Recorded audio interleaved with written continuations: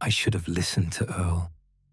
That's what keeps running through my head now, 3 weeks later, as I sit in my therapist's office, trying to explain what happened on Highway 377. Dr. Williams keeps asking me to describe my dissociative episode, but that's not what this was. I know the difference between a mental breakdown and reality, even when reality decides to take a hard left turn into the impossible. My name is David Parker, and I'm a photographer. Was a photographer. I'm not sure what I am anymore. 3 weeks ago, I was driving through Central Texas, running away from my life like a coward. My divorce had been finalized that morning. Rebecca got the house, I got the debt, and a crushing sense of failure that settled in my chest like concrete.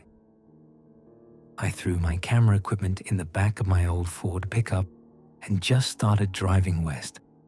No real destination in mind, except away. I'd been on Interstate 35 for about an hour when I made the decision that changed everything. Instead of taking the main highway to El Paso like any sane person would do, I turned off onto Highway 377. I told myself I wanted to see the real Texas, take some authentic rural photographs, maybe find something meaningful in all that emptiness. Really, I just wanted to disappear for a while. The sun was already hanging low when I made that turn, painting the mesquite-dotted hills in shades of amber and rust. My phone showed full bars, GPS confidently mapping my route through small towns with names like Glen Rose and Granbury. Everything seemed normal. Everything was normal for the first 50 miles. I stopped for gas in a tiny place called Cedar Falls, just as the sun was touching the horizon. The station looked like it hadn't been updated since the 1980s. Old pumps with mechanical dials, a hand-painted sign advertising cold beer and live bait. The kind of place that would make a great photograph if I'd been in the mood for irony. The attendant was an elderly man with sun-weathered skin and eyes that had seen too much. His name tag read Earl in faded letters. He watched me pump gas with the intensity of someone solving a difficult equation. "You heading west on 377?" he asked when I came in to pay. "That's the plan." Earl shook his head slowly. "Might want to reconsider. Take 281 instead. Loops around but gets you where you're going." "Why's that?" "Folks don't drive that stretch after dark. Haven't for years." I almost laughed. This was exactly the kind of small-town superstition I'd expected to encounter. "What's wrong with it?" "Road in bad shape."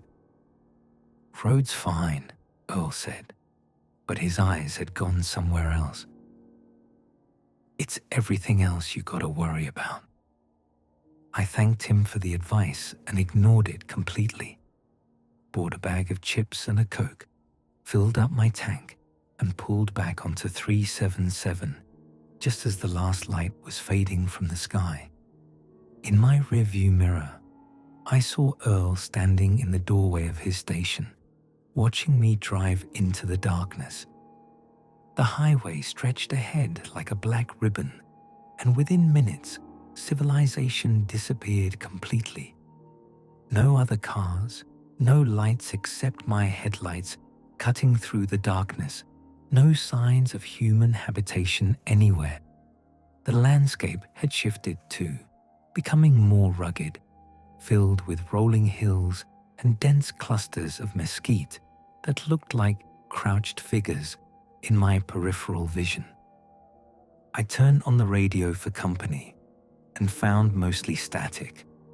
When I did catch a station, it would fade in and out, voices drifting through the interference like ghosts.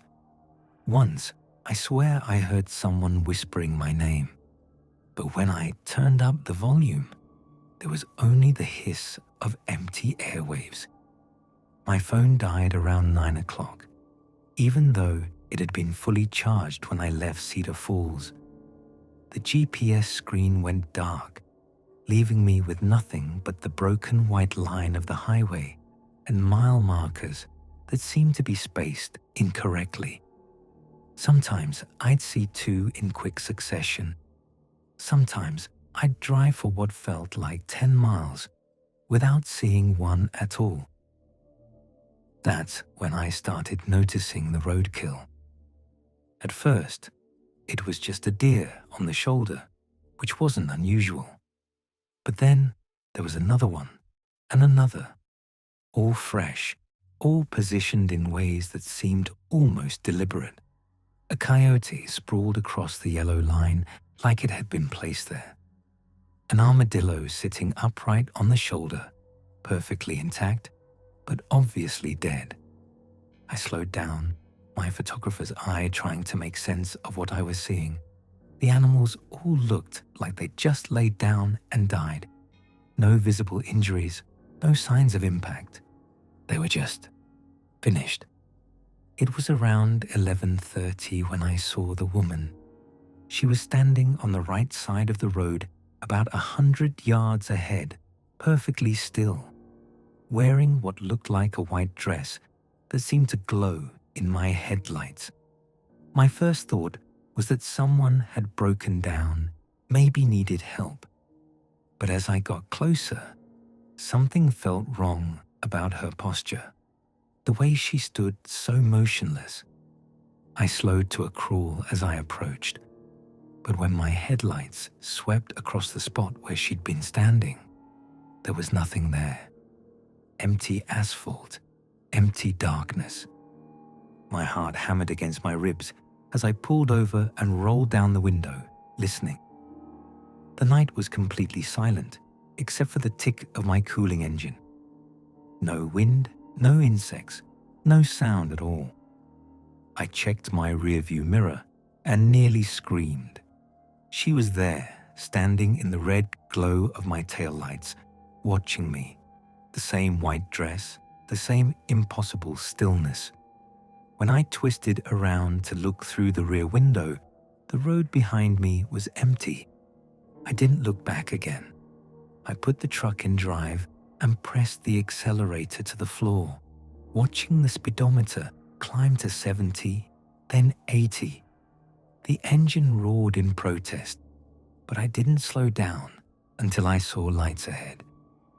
A town materialized out of the darkness, like something from a fever dream. A single main street lined with old-fashioned storefronts, all dark except for one building at the far end. A neon sign flickered in pink and blue. Betty's 24-hour diner. I'd never been so grateful to see electric lights in my life. I pulled into the gravel parking lot, hands shaking as I turned off the engine. The diner looked like it had been transplanted from 1955. Chrome trim, rounded corners, big windows that glowed with warm yellow light. Through the glass, I could see a single customer sitting at the counter. The bell above the door chimed as I entered, and the warmth hit me like a physical embrace. The interior matched the exterior perfectly. Red vinyl booths, black and white checkered floor, a long counter with chrome stools. The smell of coffee and bacon grease hung in the air. The waitress appeared from behind the counter, like she'd been expecting me. She was maybe 60, with graying hair pinned back and kind eyes that crinkled at the corners when she smiled. "Coffee, hun?" she asked, already reaching for a cup. "Please, and directions, if you don't mind. I think I'm lost." "Course you are, sugar. That's how folks end up here." She poured coffee that was exactly the right temperature, somehow knowing I took it black. "I'm Betty. This is my place." The other customer, a man in a flannel shirt and work boots, nodded at me politely and went back to his pie. Everything felt normal, comfortingly normal, except for a nagging sense that something was slightly off. The clock on the wall had stopped at 11:47. The jukebox in the corner was silent, but its lights pulsed in a steady rhythm. And despite Betty's claim that this was a 24-hour diner, I was apparently the only customer who'd arrived recently. "What town is this?" I asked. "Harmony Ridge," Betty said. "Been here forever, seems like." I pulled out my road atlas. Yes, I still carried paper maps, old habits from my photography days, and spread it on the counter. Cedar Falls was clearly marked, and Highway 377 was a thin black line running west. But there was no Harmony Ridge anywhere along the route. "Must be too small to make the map," Betty said, refilling my coffee cup. "Lots of little places like that around here. Easy to miss if you're not looking for them." More customers began drifting in as I studied the map. An elderly couple in matching cardigans, a young woman in a dress that looked like it belonged in the 1960s, a man in a suit and narrow tie who could have stepped out of a magazine from decades ago. They all ordered quietly, ate slowly, and occasionally glanced in my direction with expressions I couldn't quite read. "I need to get back to the main highway," I said. "Can you give me directions?" Betty's smile never wavered, but something shifted in her eyes. "Well, now, that depends. Which highway you looking for?" 377, the one I was on. "Honey, you take County Road 15 north about 3 miles, then turn left at the old Miller place. Follow that until you see the sign for Route 6, then head west until you hit the junction." I stared at her. None of those roads existed on my map. "Are you sure? I don't see." "Maps aren't always right, sugar. This is old country. Roads change, names change, but the paths are still there if you know where to look." A chill ran down my spine that had nothing to do with the air conditioning. I checked my phone again, still dead, even though I'd plugged it into the truck's charger for the entire drive. The other customers had gone quiet, their conversations dying into whispers. "I should get going," I said, reaching for my wallet. "What do I owe you?" $4.50 for the coffee and conversation. I handed her a 5, but she shook her head. "Need exact change, hun. Register's particular about that." I fumbled through my pockets, finally finding exact change in quarters and dimes. Betty smiled that same warm smile and rang me up on a cash register that belonged in a museum. "You drive safe now," she said as I headed for the door. "Roads can be tricky at night." I hurried to my truck, desperate to get back on familiar ground. But when I turned the key, nothing happened. The engine turned over, but wouldn't catch. I tried again, pumping the gas pedal. Nothing. Through the diner's windows, I could see the other customers watching me.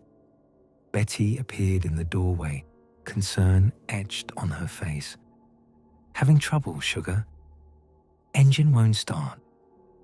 "Well, that's a shame." "Lucky for you, old Pete's got a garage right here in town. I'll give him a call." Before I could protest, she disappeared back inside. I popped the hood and checked what I could in the darkness. Battery connections looked good, belts were tight, nothing obviously wrong. but the truck refused to start. Old Pete arrived in a tow truck that looked like it had been built sometime around the Korean War. He was a thin man with calloused hands and oil permanently embedded under his fingernails. His coveralls bore the name Pete's Garage in faded script. "Alternators shot," he announced, after listening to the engine turn over a few times. "Going to need to tow her back to the shop." I wanted to argue, wanted to insist that alternators didn't just die without warning. But I was stranded in the middle of nowhere with no phone and no choice. I climbed into the cab of Pete's tow truck and watched my Ford get hoisted up behind us. Pete's Garage was a cluttered building filled with vehicles from what looked like every decade since the 1950s. A pristine 1963 Mustang sat next to a rusted-out pickup from the 1970s. A sedan with tail fins dominated one corner, while a compact car from the 1980s occupied another. All of them were covered with a fine layer of dust, like they'd been sitting there for years. "Popular place," I said, trying to make conversation. "Folks break down. Sometimes they leave their cars. Come back for them eventually, or they don't." Pete got to work on my truck while I wandered around the garage. The vehicles were all different, from different eras, but they had one thing in common. They all looked like they had been abandoned in a hurry. Car doors left hanging open, keys still in ignitions, personal belongings scattered on seats and floors. In the Mustang, I found a purse with a driver's license dated 1987. The woman in the photo was young, blonde, with the kind of bright smile that belonged on a college campus. But there was something in her eyes, even in the DMV photo, a kind of desperation that made my stomach clench. A wallet in the pickup truck contained a license from 1995. The man looked tired, worn down, like he'd been driving for days. More licenses, more photos, all spanning different decades, but all showing the same thing. People who looked lost, people who looked like they were running from something. "Find what you were looking for." I spun around to find Pete standing behind me, wiping his hands on a rag. "Just curious about all the cars. Folks always end up here when they're running from something," Pete said matter-of-factly. "Question is, what are you running from?" The question hit me like a physical blow. I thought about Rebecca's lawyer's office that morning, the sound of papers shuffling as my marriage officially ended, the empty apartment waiting for me back in Austin, the photography career that had stalled out somewhere between commercial shoots for real estate companies and wedding gigs that barely paid the bills. My life fell apart, I said, surprising myself with the honesty. Pete nodded, like this was the most natural thing in the world. That's what brings most folks here. Life falls apart. They get in their car and drive, looking for something better. Eventually, they end up in Harmony Ridge. And then what? Then they get to choose. Stay and become part of the town, or try to go back to whatever they were running from. A cold certainty settled in my chest. What happens to the people who stay? Pete gestured toward the diner, where Betty was serving coffee to customers who never seemed to age, never seemed to change. They find their place, become part of something bigger than their problems. Betty's been here since 1962, came through after her husband died in Vietnam. Harold at the hardware store got here in 1978 after his business went under. Maria at the post office arrived in 1995 when her daughter died in a car accident. How long have you been here? Since 1969. Vietnam didn't go so well for me either. Pete's eyes had gone distant. Came home to nothing. Nobody who understood what I'd seen. Drove around for months before I found this place.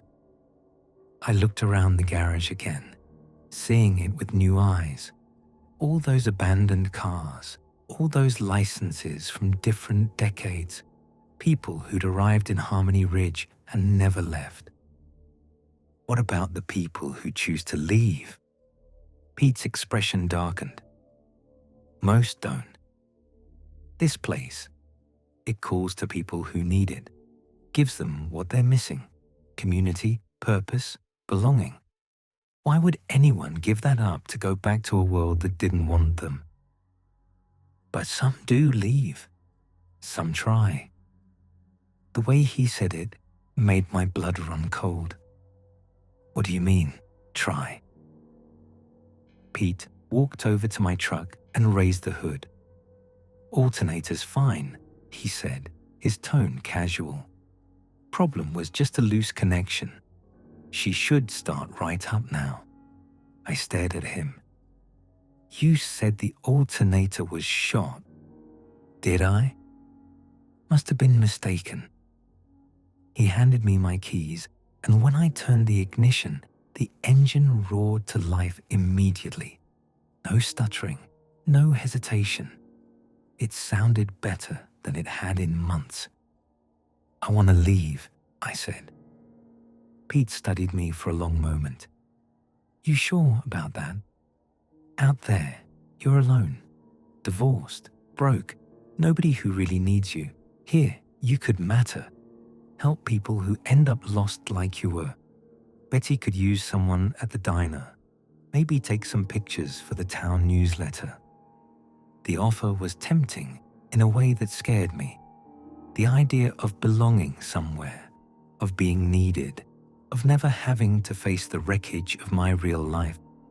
But something deep in my chest rebelled against it. I'm sure. Pete sighed. Then you'd better get moving. Once you stay the night, you can't leave. That's how it works.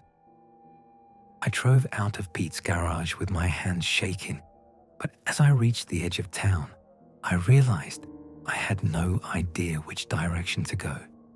The roads Betty had described didn't exist on any map, and in the darkness, every direction looked the same. I chose the way I thought I'd come from and pressed the accelerator. In my rearview mirror, the lights of Harmony Ridge faded unnaturally fast, disappearing into the darkness like they'd never been there at all. But the road ahead seemed to stretch endlessly. Mile markers crawled past, 15, 14, 13, counting backward instead of forward. My fuel gauge should have been dropping, but the needle hadn't moved since I left Pete's garage. Other vehicles began appearing behind me. Old cars with the wrong-shaped headlights, engines that made no sound. A 1950s sedan with chrome bumpers that gleamed like mirrors. A pickup truck with a wooden bed that belonged in a museum. They followed at a distance, never gaining, never falling back. Betty's voice crackled through my radio. You sure you want to leave, sugar? It's cold out there, and getting colder. Wouldn't you rather come back where it's warm? I turned off the radio, but her voice continued softer now, almost pleading. Lots of folks try to leave, hon. They drive and drive, but the roads always lead back home. Why fight it? Why not just accept that you belong here? The sun began to rise ahead of me, and suddenly I could see a familiar green sign. Interstate 35, 2 miles. My heart nearly exploded with relief as I took the on-ramp and merged with normal traffic. 18-wheelers and commuters and soccer moms in SUVs. Real people living real lives. My truck immediately began running rough, the engine coughing and sputtering. The fuel gauge dropped to empty in a matter of minutes. I pulled into the first gas station I saw, a bright, modern place with a college kid working the register. "Rough night?" he asked as I stumbled in to prepay for gas. I looked at myself in the security monitor, hollow-eyed, pale, like I'd seen a ghost. Maybe I had. My phone suddenly had full bars and showed dozens of missed calls. Rebecca had called 6 times, worried when I hadn't answered her texts. My buddy Mike from the photography studio had called about a possible job. Even my therapist had called to confirm our appointment. People who cared about me, people who were part of my real life, messy and complicated as it was. I called Rebecca first. "David, Jesus, I've been worried sick. Where are you?" "I'm okay," I said. And for the first time in months, I meant it. "I'm coming home." That was 3 weeks ago. I've tried to find Harmony Ridge on every map, every GPS system, every satellite image I can access. There's no trace of it anywhere. Highway 377 runs straight through that section of Texas, with no towns, no exits, nothing but empty road. Dr. Williams thinks it was a dissociative episode brought on by stress and exhaustion. Maybe she's right. Maybe I imagined the whole thing, drove around in circles all night and constructed an elaborate fantasy to explain the lost time. But sometimes, late at night, when I'm driving home from a photography session, my radio picks up whispers between stations, voices calling my name, inviting me back. Betty's voice, warm and welcoming. "Coffee's still hot, sugar. Your place at the counter is still waiting." I don't take Highway 377 anymore. I stick to the interstates, the main roads, the paths that millions of people travel every day, because I know now that there are places in this world designed for people who are truly lost. And sometimes the most terrifying thing isn't being trapped somewhere. Sometimes it's wanting to be trapped. Sometimes it's knowing that a part of you will always be sitting at Betty's counter, drinking coffee that's exactly the right temperature, surrounded by people who understand what it means to have nowhere else to go. And sometimes, God help me, I miss it.